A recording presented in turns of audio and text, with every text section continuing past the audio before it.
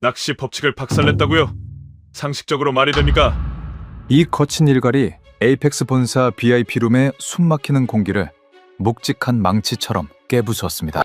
새벽 4시, 모니터 속 UAE 국방예산안에는 아시아의 작은 나라 한국을 향해 투자 수익률 2200%, 무려 93조 원이라는 요동치는 붉은 수치가 박혔습니다. 유럽 석학들은 4조 원짜리 가성비 장난감이라며 한국의 천궁투를 비웃었습니다. 하지만 진짜 소름 돋는 기적은 2026년 3월 중동의 밤하늘에서 터졌습니다. 중국제 방공망이 0%로 처참히 녹아내릴 때 한국산 미끼는 96%의 압도적 명중률로 불덩이를 박살냈습니다.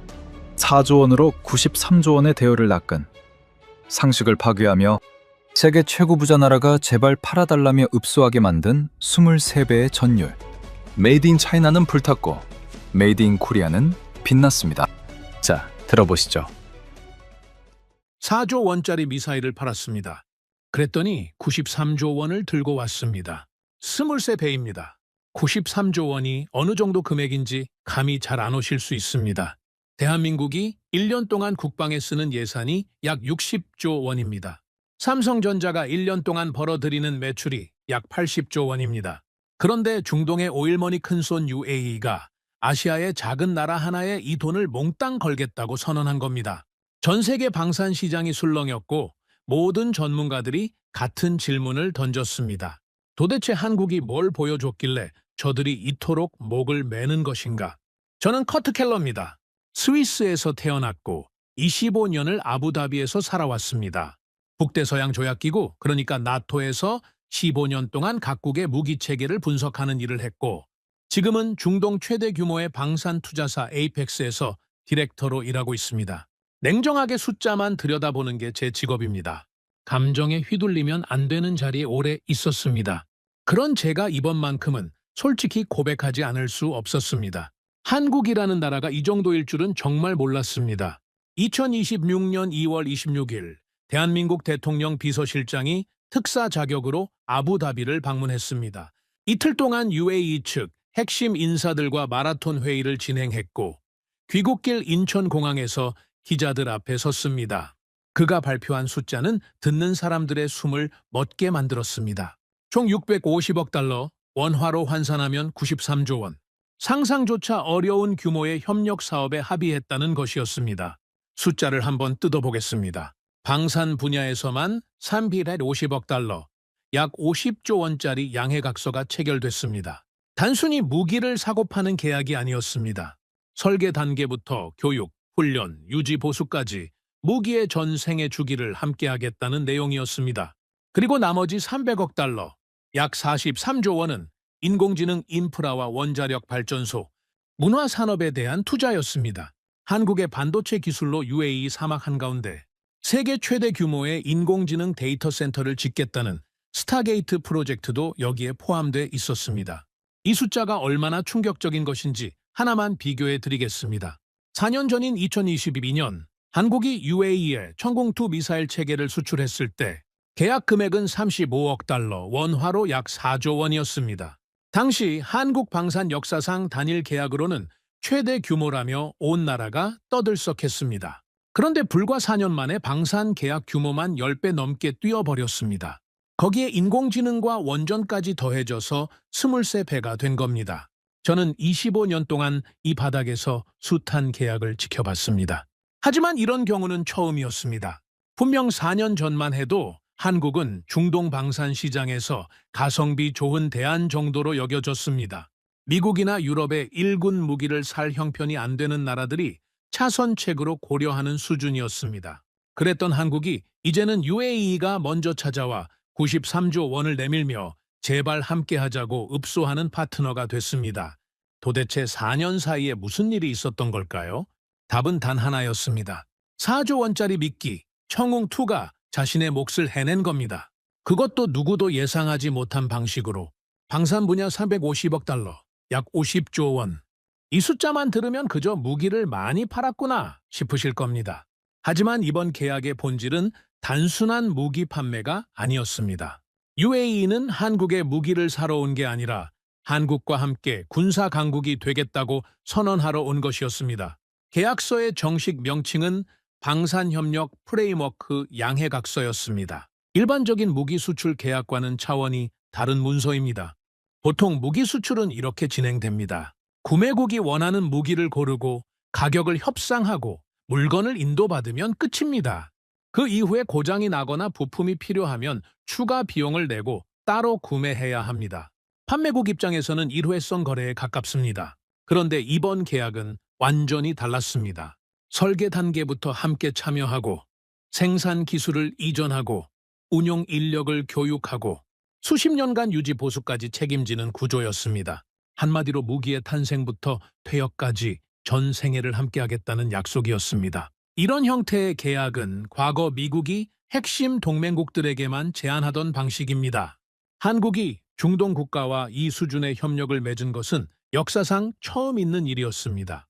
그렇다면 50조 원어치 계약에는 구체적으로 어떤 무기들이 포함되어 있을까요?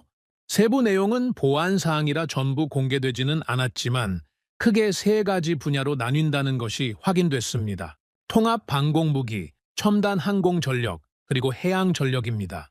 첫 번째, 통합 방공무기입니다. 청웅T를 중심으로 한 중거리 방공 체계의 추가 도입과 함께 이를 운용할 지휘, 통제 시스템까지 통째로 구축하는 사업입니다. 단순히 미사일 몇 발 더 사는 게 아니라 UAE 영공 전체를 실시간으로 감시하고 방어하는 두뇌를 심어주는 작업이라고 보시면 됩니다. 두 번째, 첨단 항공 전력입니다. 여기서 눈길을 끄는 건 한국형 전투기 KF-21에 대한 논의가 포함됐다는 점입니다. UAE는 이미 프랑스제 라팔 전투기를 보유하고 있는 나라입니다. 그런 나라가 한국산 전투기에 관심을 보인다는 것 자체가 업계에서는 큰 화제가 됐습니다.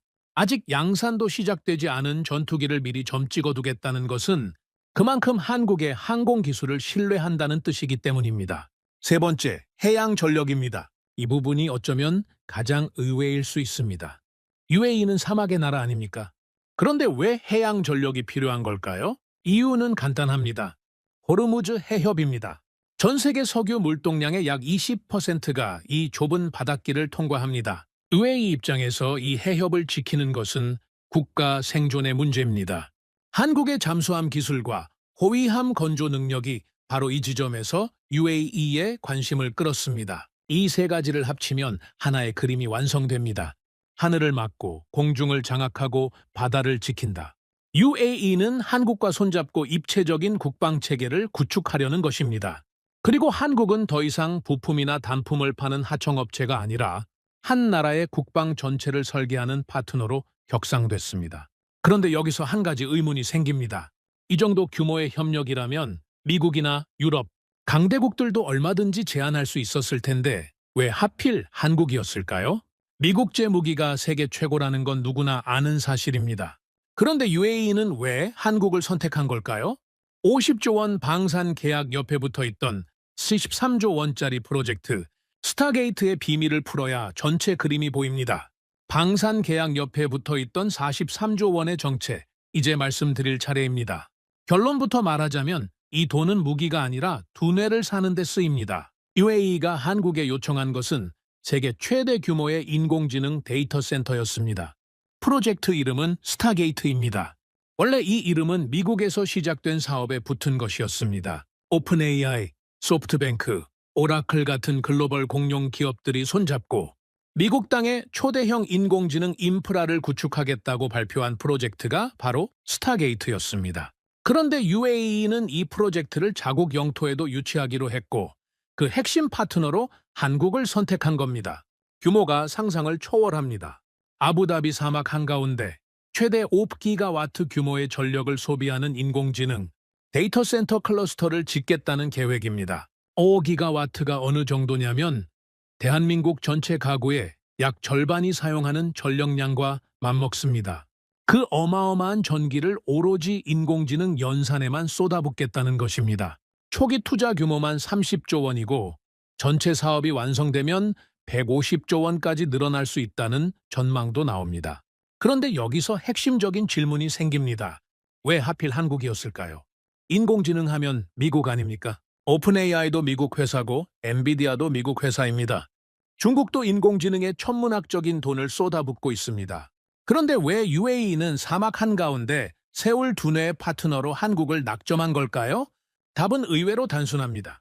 인공지능의 심장은 반도체이기 때문입니다. 인공지능이 아무리 똑똑해 보여도 결국 물리적으로는 반도체 칩 위에서 돌아갑니다.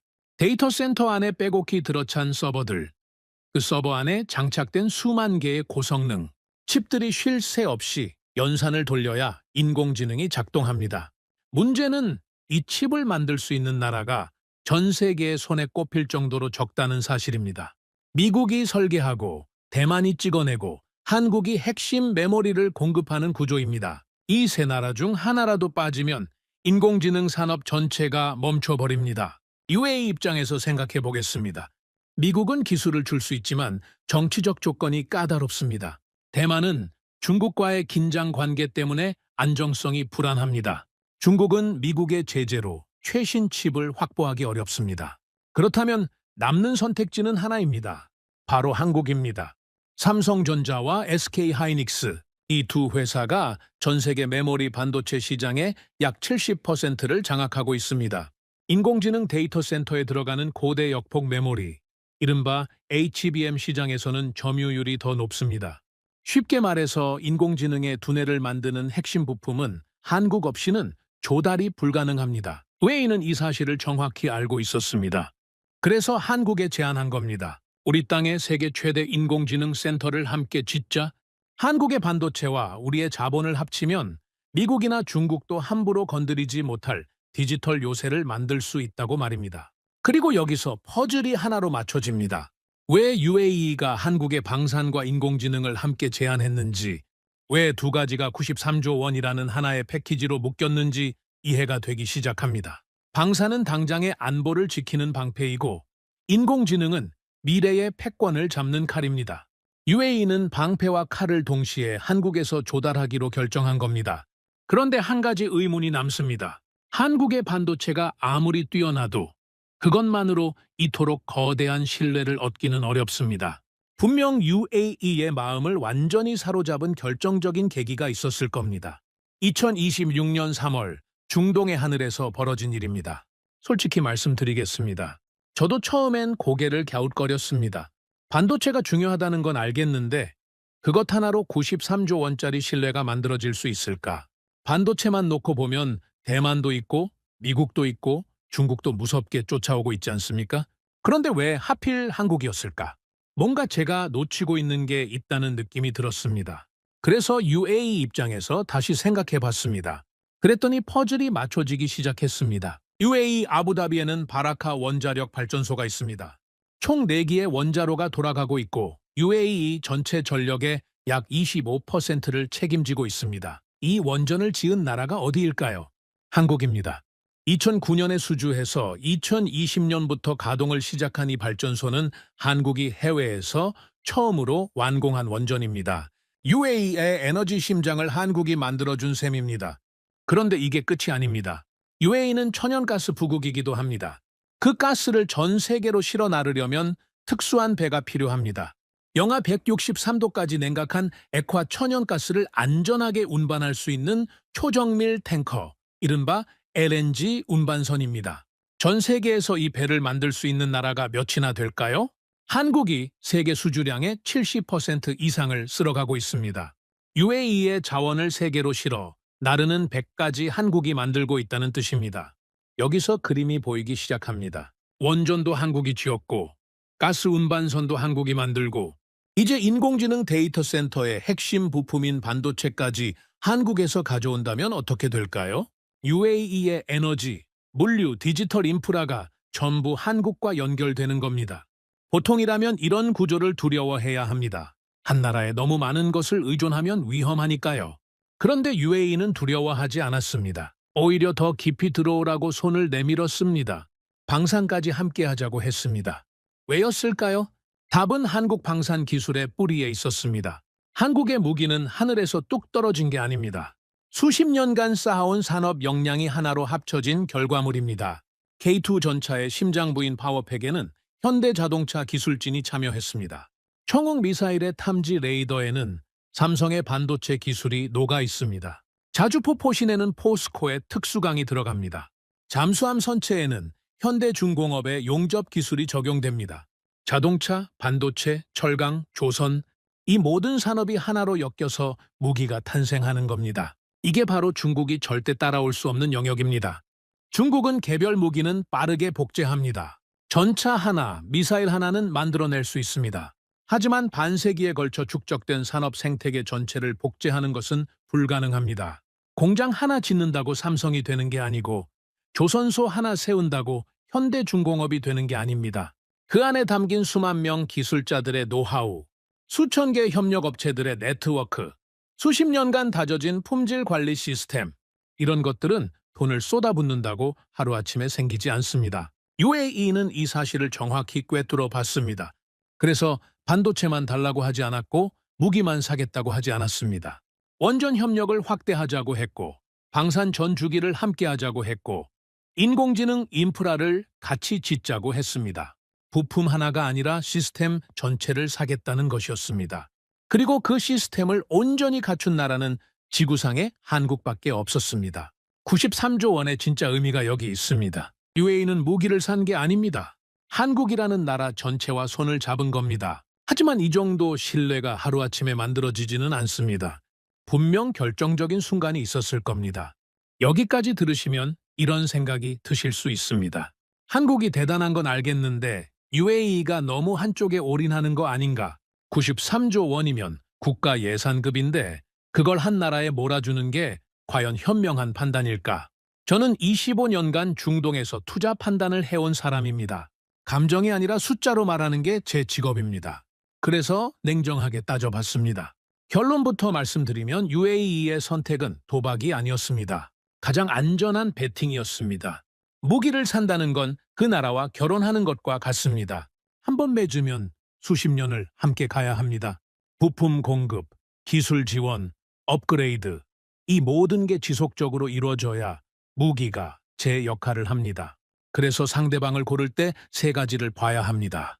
믿을 수 있는가? 함께 성장할 수 있는가? 그리고 진짜 능력이 있는가? 이 판단을 잘못해서 낭패를 본 나라들이 있습니다. 러시아 무기를 샀던 나라들을 보십시오. 우크라이나 전쟁 이후 러시아가 국제사회에서 고립되면서 부품 수급이 완전히 막혀버렸습니다. 수십억 달러를 들여 구축한 방공망이 정비도 못하고 녹슬어가고 있습니다. 중국 무기를 싸게 샀던 나라들은 더 비참합니다. 미얀마 공군은 중국제 전투기를 도입했다가 구조 결함과 엔진 문제로 전량 비행 금지 처분을 내렸습니다. 가격이 싸다고 덜컥 계약했다가 국가 안보에 구멍이 뚫린 겁니다.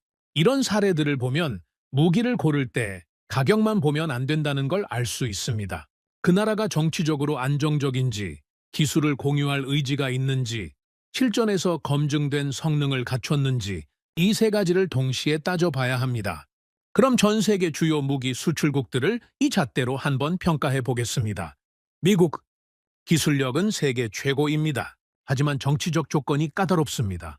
인권 문제를 걸고 넘어지고 행정부가 바뀔 때마다 수출 정책이 흔들립니다. 의회 눈치를 봐야 해서 납기도 예측하기 어렵습니다. 중국, 가격은 쌉니다. 하지만 미국과의 패권 경쟁으로 언제 제재를 받을지 모릅니다. 무엇보다 실전에서 제대로 검증된 적이 없습니다. 카탈로그에 적힌 숫자를 믿어야 하는데 그 숫자가 진짜인지 아무도 모릅니다. 러시아, 우크라이나 전쟁 이후 국제사회에서 완전히 고립됐습니다. 무기 성능도 전쟁터에서 민낯이 드러나 버렸습니다. 더 이상 선택지가 아닙니다. 유럽, 기술력은 있지만 수출 승인 절차가 복잡하고 납기가 느립니다. 급하게 무기가 필요할 때 쳐다볼 수 없는 곳입니다. 그럼 남는 나라가 어디일까요? 대한민국입니다. 미국의 동맹이면서도 독자적인 방산 체계를 갖추고 있습니다. 국제 제재 리스크가 거의 없고 정권이 바뀌어도 방산 수출 정책은 일관되게 유지됩니다. 믿을 수 있습니다. 기술 이전에도 적극적입니다. 폴란드에 전차를 팔면서 현지 생산 라인까지 깔아줬습니다. 단순히 무기를 팔고 끝내는 게 아니라 함께 성장하자는 자세입니다. 함께 갈 수 있습니다. 그리고 결정적으로 실전에서 증명된 성적표가 있습니다. 진짜 능력이 있습니다. 저는 25년간 수천억 달러 규모의 딜을 분석해 왔습니다. 그런 제 눈에도 한국은 지금 세계 방산 시장에서 가장 매력적인 투자처입니다. 감정이 아닙니다. 숫자가 말해주는 겁니다. 그런데 제가 방금 한 가지를 말씀드렸습니다. 한국은 실전에서 증명된 성적표가 있다고 했습니다. 그 성적표가 어떤 것인지 이제 직접 보여드릴 차례입니다. 2026년 3월 중동의 하늘에서 벌어진 일입니다. 여기까지 말씀드리면서 저는 계속 한 가지를 강조해 왔습니다. 한국의 산업 생태계가 대단하다. 투자 관점에서 가장 매력적인 파트너다. 이런 이야기들 말입니다. 그런데 솔직히 이것만으로는 부족합니다. 아무리 논리적으로 완벽해도 아무리 숫자가 맞아떨어져도 결정적인 한 방이 없으면 93조 원짜리 계약은 성사되지 않습니다. 생각해 보십시오. UAE는 중동에서 가장 부유한 나라 중 하나입니다. 그들 앞에는 미국도 줄을 서고 유럽도 러브콜을 보내고 중국도 파격적인 조건을 제시합니다. 전 세계 방산업체들이 UAE의 오일머니를 노리고 달려듭니다. 그런 상황에서 왜 하필 한국이었을까요? 산업 생태계가 좋다는 것만으로 설명이 될까요? 투자 리스크가 낮다는 것만으로 93조 원을 결정할 수 있을까요? 아닙니다. 분명 결정적인 순간이 있었을 겁니다. UAE의 마음을 완전히 사로잡은 단 한 번의 장면이 있었을 겁니다. 그리고 그 장면은 실제로 존재합니다. 2026년 3월 중동의 하늘에서 벌어진 일입니다. 이 이야기를 하려면 시간을 조금 되돌려야 합니다. 2026년 2월 말 중동 정세는 최악으로 치닫고 있었습니다. 미국과 이란의 갈등이 임계점을 넘어섰고 결국 미국과 이스라엘 연합군이 이란 전역에 대규모 공습을 감행했습니다. 토마호크 순항 미사일과 F-35 스텔스 전투기가 이란 영공을 가로질렀고 핵시설을 포함한 주요 군사 기지들이 차례로 화염에 휩싸였습니다. 이란은 즉각 보복을 선언했습니다. 탄도미사일 수십 발이 페르시아만 건너편을 향해 날아갔습니다. 목표물 중에는 UAE도 있었습니다. 수도 아부다비와 두바이를 향해 죽음의 불덩이가 쏟아져 내리기 시작한 겁니다. UAE 국민들은 공포에 떨었습니다.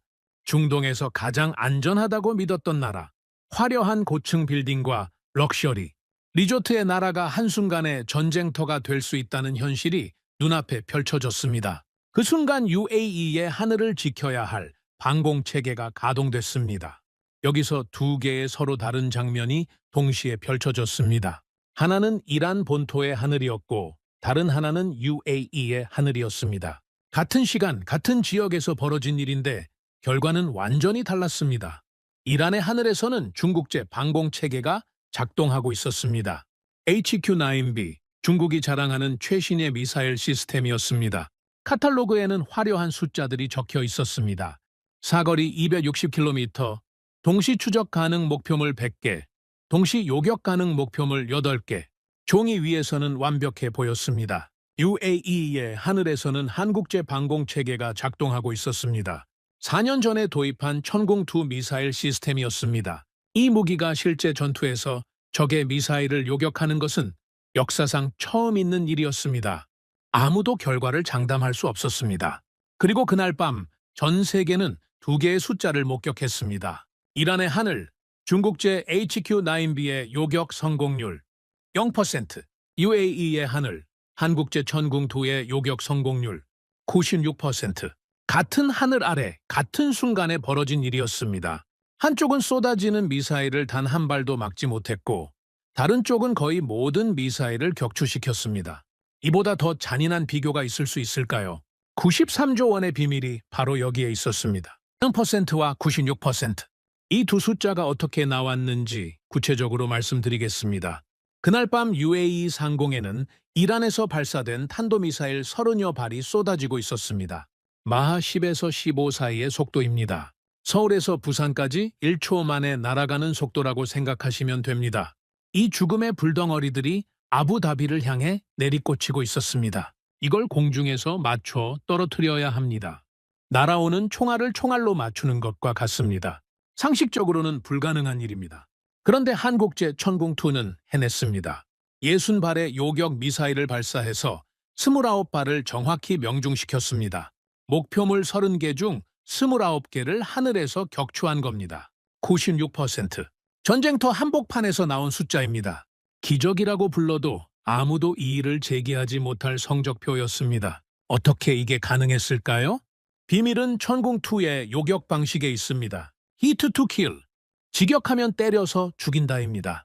비유가 아닙니다. 진짜로 적 미사일의 머리통을 들이받아 박살내는 겁니다. 고속도로를 달리는 트레일러를 오토바이로 정면 충돌시켜 멈추게 하는 것과 같습니다. 상식적으로 미친 짓입니다. 그런데 한국은 그 미친 짓을 현실로 만들었습니다.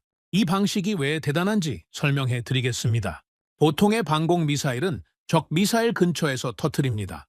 폭발하면서 파편이 사방으로 튀고 그 파편이 적 미사일을 손상시키는 방식입니다.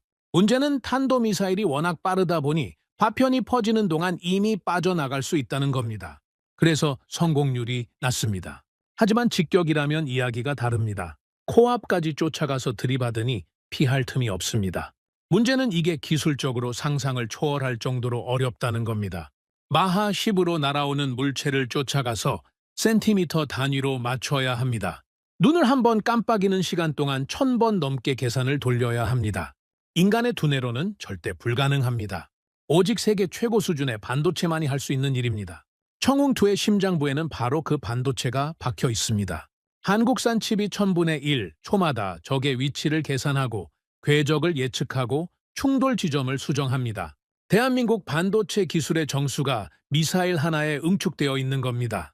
반면 중국제 HQ-9B는 구식 방식을 고집했습니다. 근처에서 터뜨려 파편으로 잡는 방식입니다. 카탈로그에는 온갖 화려한 숫자가 적혀 있었습니다. 사거리 260km, 동시 추적 100개, 동시 요격 8개. 종이 위에서는 무적처럼 보였습니다. 하지만 실전은 종이가 아니었습니다. 미국과 이스라엘의 전자전 공격에 레이더가 먹통이 됐고 느린 계산 속도로 궤적 예측에 실패했고 결국 단 한 발도 막지 못했습니다. 0%. 수십억 달러를 들여 구축한 방공망이 하룻밤 만에 종기 호랑이로 전락했습니다. 이 소식이 전해지자 UAE 국방부에는 밤새 불이 꺼지지 않았습니다. 전쟁은 끝나지 않았고 이란의 추가 공격이 언제 쏟아질지 모르는 상황이었습니다. 긴급 회의 끝에 UAE는 한국 정부에 연락을 취했습니다. 청웅2 요격 미사일 30여 기를 추가로 보내달라. 계약 일정보다 앞당겨서 지금 당장 보내달라고 요청했습니다. 한국은 즉각 움직였습니다. C-17 글로브 마스터 수송기가 급파됐고 요격 미사일이 하늘을 건너 아부다비로 날아갔습니다. 현지 운용을 지원할 기술진 6명도 함께 파견됐습니다. 미사일이 오가는 전쟁터 한가운데로 날아간 겁니다. 목숨을 걸고 동맹을 지키러 간 겁니다. 그 장면을 지켜본 UAE 지도부는 확신했을 겁니다. 이 나라는 다르다. 위기의 순간의 말이 아니라 몸으로 뛰어드는 나라다. 카탈로그가 아니라 전쟁터에서 증명했고 약속이 아니라 행동으로 보여줬다. 93조 원은 그렇게 결정됐습니다. 이제 처음으로 돌아가 보겠습니다. 2022년 한국은 UAE에 청궁2 미사일을 수출했습니다. 계약 금액은 35억 달러, 원화로 약 4조 원이었습니다. 당시 한국 방산 역사상 최대 규모의 단일 계약이라며 언론이 떠들썩했지만 솔직히 세계 무대에서는 그리 큰 뉴스가 아니었습니다. 중동 방산 시장에서 한국은 여전히 신참이었고 미국과 유럽의 그늘에 가려진 존재였습니다. 저도 그렇게 생각했습니다. 가성비 좋은 무기, 나쁘지 않은 선택, 하지만 판도를 바꿀 수준은 아니다. 그게 제 평가였습니다. 그런데 4년이 지난 지금 저는 그때 제 자신이 얼마나 한심했는지 깨닫습니다. 4조 원짜리 미사일 하나가 93조 원을 끌어왔습니다. 스물세 배입니다. 단순히 돈의 문제가 아닙니다. 한국은 이 계약으로 중동 방산 시장의 새로운 강자로 떠올랐습니다. UAE뿐만이 아닙니다. 사우디아라비아가 한국을 쳐다보고 있고 카타르가 관심을 보이고 있고 쿠웨이트가 문을 두드리고 있습니다. 걸프 지역 전체가 한국산 무기에 눈을 돌리기 시작했습니다. 유럽도 마찬가지입니다. 폴란드는 이미 한국과 손을 잡았고 노르웨이가 따라왔고 루마니아가 줄을 서고 있습니다. 나토 회원국들이 한국 무기를 사겠다고 나서는 겁니다. 불과 몇 년 전만 해도 상상할 수 없던 일입니다. 이 모든 것의 시작이 4조 원짜리 천궁이었습니다. 저는 25년간 이 바닥에서 살아왔습니다. 숱한 무기 계약을 받고 숱한 나라의 흥망성쇠를 지켜봤습니다. 그래서 압니다. 무기 시장에서 신뢰를 쌓는 게 얼마나 어려운 일인지. 수십 년간 실적을 쌓아온 나라들도 한 번의 실패로 추락합니다. 신참이 자리를 잡으려면 보통 한 세대가 걸립니다. 그런데 한국은 단 4년 만에 해냈습니다. 비결이 뭐냐고 묻는다면 저는 이렇게 답하겠습니다. 한국은 말이 아니라 증거로 보여줬습니다. 카탈로그에 적힌 숫자가 아니라 전쟁터에서 나온 숫자로 증명했습니다. 화려한 프레젠테이션이 아니라 96%라는 성적표로 입을 다물게 했습니다. 위기의 순간에 회의실에 앉아있지 않고 기술자들을 전쟁터로 보냈습니다. 그게 신뢰입니다. 돈으로 살 수 없고 말로 만들 수 없고 오직 행동으로만 쌓을 수 있는 것입니다. 저는 스위스 사람입니다. 한국과 아무런 연고가 없습니다. 그런 제가 오늘 이 자리에서 한국 이야기를 하는 건 감정 때문이 아닙니다. 숫자가 그렇게 말하고 있기 때문입니다. 냉정하게 데이터만 보면 한국은 지금 세계 방산 시장에서 가장 빠르게 성장하는 나라입니다. 가장 신뢰받는 나라입니다. 가장 미래가 밝은 나라입니다. 그리고 그 시작은 고작 4조 원짜리 미사일이었습니다. 누군가는 이렇게 말할 수도 있습니다. 운이 좋았던 거 아니냐고. 때마침 전쟁이 터졌고 때마침 중국 무기가 망신을 당했고 그 덕에 한국이 반사 이익을 얻은 거 아니냐고. 저는 그렇게 생각하지 않습니다. 기회는 누구에게나 옵니다. 하지만 그 기회를 잡을 준비가 된 자만이 잡습니다.